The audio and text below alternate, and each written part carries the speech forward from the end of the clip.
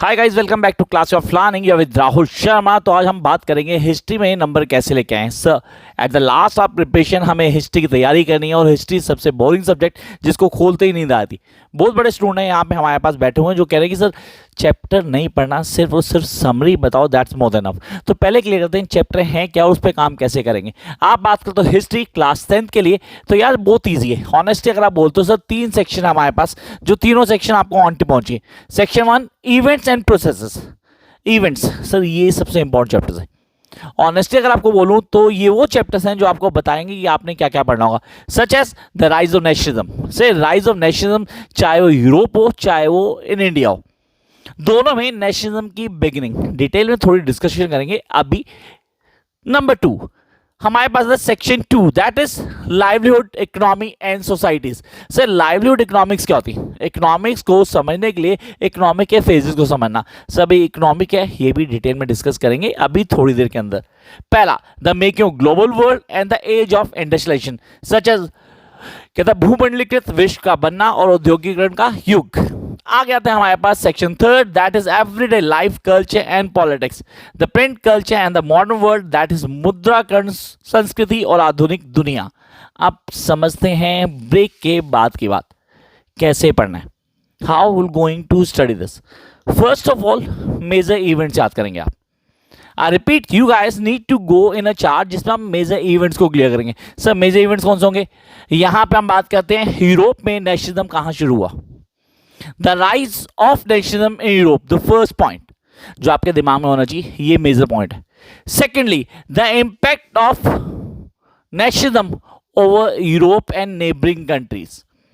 Third, sir जो हमारे पास एक फेज चलता था, आप बोल रहे थे कि राजा महाराजा रहते थे वहां पे, उनके जो भी डिसीजन थे उनका इंपैक्ट क्या पड़ रहा था। What was the major impact of their decisions on the local public? That is something very important जो आपको क्लियर करना है। सर आप एरिस्टोटल क्लास की बात करते हो, आप बिजनेस क्लास की बात करते हो, फिर आप लोकल पीजेंट्स पे आते हो। The major life was been affected of the peasants, जो गरीब किसान थे, वर्कर्स थे, उनकी लाइफ से ज्यादा इंपैक्ट हुई थी, उस पर काम करना आप लोगों ने। तो yes you guys need to clear step by step for history. History boring बिल्कुल नहीं है। अगर आप 10th क्लास की बात करते हो, आपको स्टेप बाय स्टेप चलना होगा। स्पेसिफिकली यूरोप में राष्ट्रवाद का उदय, ये आपको बताएगा कि राष्ट्रवाद क्या था, जहां पे सर नेपोलिज्म को पूरा डिफाइन किया गया। आपने कहा सर उसमें हमें पूरे कॉन्सेप्ट को समझना था। We guys need to clear कि क्या था इंडस्ट्रियल रेवोल्यूशन, उसका इंपैक्ट कैसे पड़ा यूरोप में। यस, इंडस्ट्रियलाइजेशन का एक बहुत बड़ा इंपैक्ट है इस चैप्टर के अंदर जो आपको ऑन टिप होना चाहिए। Come to the next phase, that is nationalism in India. Sir यहाँ पे तो बहुत कुछ है ऑनेस्टली, नेशनलिज्म इंडिया में बहुत कुछ है जो हमें क्लियर होना चाहिए। सर गांधी का इंडिया में आना, आते ही रेवोल्यूशन को क्रिएट करना, क्रिएट करने के बाद उसके बाद जो भी मूवमेंट्स हुए, चाहे वो सॉल्ट मार्च था, चाहे नॉन सिविल डिफेंस मूवमेंट था, चाहे खिलाफत मूवमेंट थी, चाहे अवध का जो भी इंसिडेंट था वो था, या बोलो सर जो ट्रीटीज थी, वो सारी की सारी वन बाय वन करनी, along with sir women's role. Yes, women's role in nationalism in India पे भी काम करना आपने। This video is not about one particular chapter. ये वीडियो किसी एक चैप्टर की बात नहीं करी कि आप बोलो किसी एक चैप्टर को समझा रहा हूं। यहां मैं आपको बता रहा हूं कि आपको पढ़ना कैसे, आपको स्टेप बाय स्टेप जाना है। स्पेसिफिकली इन चैप्टर्स में आपने कैसे पढ़ना है।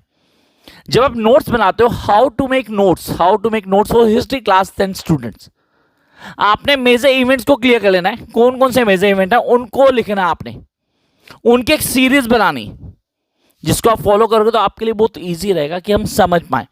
जंप करते हैं नेक्स्ट मूवमेंट के ऊपर, that is livelihood economy and societies, the making global world. Yes, that something very important, the making of global world. से इसको हम बोलते हैं भूमंडलीकृत विश्व का बनना, आज की दुनिया से आपको रिलायंस करता है विद द कंटेम्प्रेरी वर्ल्ड, आधुनिक युग जो चल रहा है आजकल, उसे कंटेम्प्रेरी वर्ल्ड कहते हैं। आपने कहा second, the age of industrialisation. Yes, industrialisation का इंपैक्ट है, जिसके बिगिनिंग यूरोप में इंडस्ट्रियलाइजेशन से शुरू हो चुकी थी।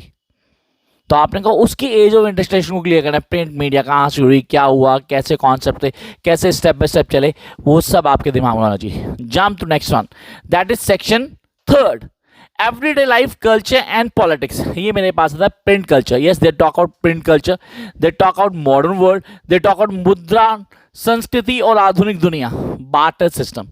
सर ये तो हमने इकोनॉमिक्स में पढ़ा था, उसके कॉन्सेप्ट को क्लियर किया था, बार्टर सिस्टम क्या है, उसके कॉन्सेप्ट क्या थे, कैसे डील हुआ, ठीक है, बिल्कुल वही चीज़ यहाँ फॉलोअप की गई। फिर ये स्टेप बाय स्टेप आप चीज़ों को समझने की कोशिश करते हो। अब हमारे लिए मेजर चीज़ आती है कि हम कॉन्सेप्ट को कैसे क्लियर करते हैं, how we clear the concept. One by one चलना है, चीज़ें बड़े आराम से होंगी। For that, what you guys need to do, just subscribe the channel so that you can access all the videos that I'm going to upload on this channel just for you. Bye guys.